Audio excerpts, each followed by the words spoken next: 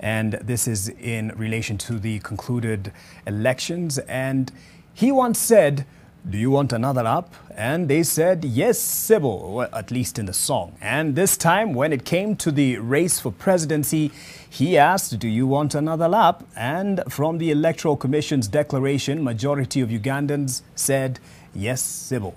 Yoweri Kaguta Museveni has secured his 6th consecutive term as president of Uganda, having garnered 5.85 million votes, while his closest competitor, Robert Kyagulanyi, had some not too tasty wine with more than 2 million votes less than Museveni. Anita Nkonge reports on the day that the announcement was made and the concerns around Bobi Wine. The hall that carried nerves, hopes, aspirations, loyalties, and many other emotions bottled up and masked in apparent calm was about to have a recharge of the same. From the Electoral Commission.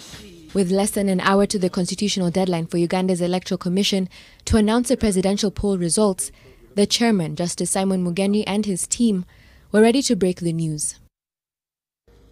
Candidate Yoweri Museveni Kaguta, having obtained the highest number of votes in the election, and the votes cast in his favor being more than 50% of the valid votes cast at the election, the Electoral Commission declares Yoweri Museveni Kaguta elected President of the Republic of Uganda.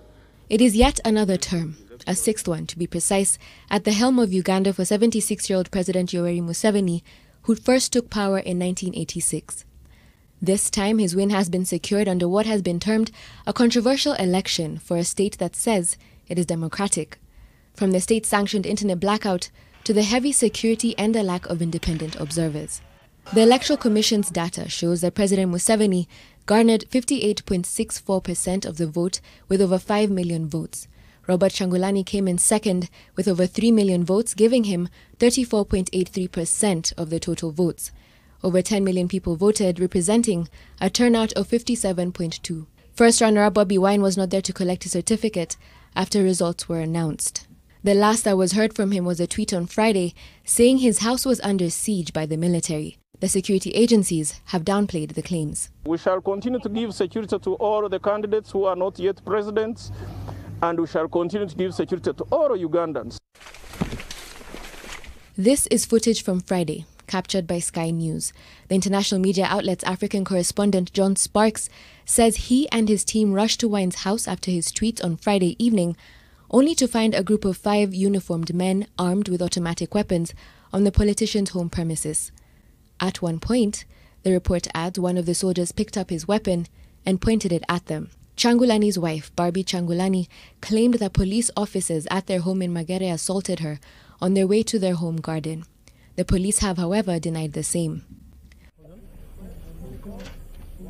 Further, National Unity Platform youth leader Zake Francis, also MP-elect for Michana, was arrested as he tried to access Bobi Wine's house and was injured.